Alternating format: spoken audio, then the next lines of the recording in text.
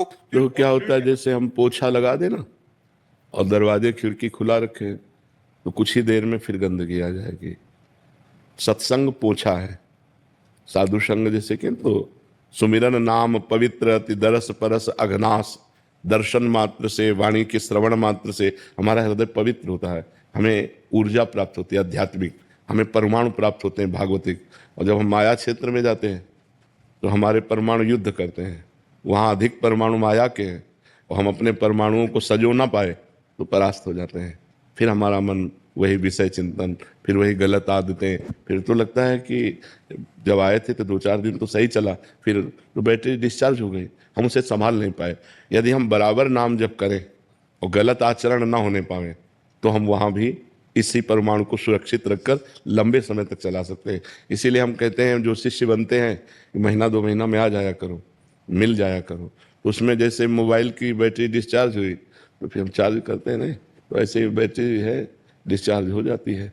अब ऐसी हमारी स्थिति हो जाए कि त्रिगुण का प्रभाव न पड़े, त्रिगुण जो माया है, सतोगुण रजोगुण तमोगुण का प्रभाव ही ना पड़े तो हमारी एक रस स्थिति बनी रहेगी। पर अभी त्रिगुण के अंतर्गत है, हम त्रिगुणातीत तो हुए नहीं, तो हमें चाहिए बार बार सत्संग करें, अधिक से अधिक सत्संग करें।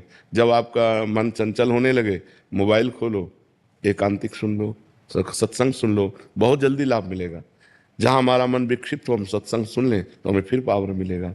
सत्संग से हमें आध्यात्मिक पावर मिलता है और माया आध्यात्मिक पावर को छीण करती है। उसको, जैसे आपने सुना कि गलत आचरण नहीं करना चाहिए, अब आपके दिमाग में आया गलत आचरण नहीं करना चाहिए, और जो हम माया में पहुंचे यार सब चलता है, वो उस बात को एकदम दबा दिया और अपना प्रभाव बढ़ा लिया।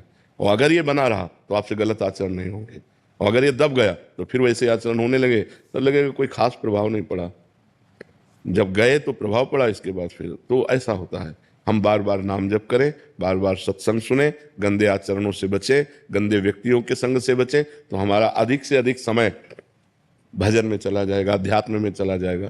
और नहीं तो यहाँ से हटते ही हवा बदल जाएगी, नहीं बदल जाती है, दृश्य बदल जाता है, वातावरण जहाँ बदला तो एक अलग वातावरण होता है। तो बाहर का प्रभाव है कि तुम्हारे कंठी धारण करने में, तुम्हारे तिलक लगाने में, तुम्हारे माला लेने में, तुम्हारे भजन करने में बाधा पहुंचा देंगे। और यहाँ तो उत्साह होगा, राधे श्याम जो देखेगा अच्छा, तो यहाँ तो एक उत्साह होगा क्योंकि भागवतिक धाम है। लेकिन दिल्ली कलकत्ता अन्य देश प्रदेश में रहने में पूरा सब ऐसे तो एक कि यार उपहास होगा। तो परमाणुओं का प्रभाव है, आप बाहर जाइए तो बाहर का परमाणु जो है भोगमय है, मायामय है, और यहाँ धाम है, संत समाज है, तो यहाँ के परमाणु भागवतिक हैं। यहाँ उत्साह होगा भजन का, वहाँ उत्साह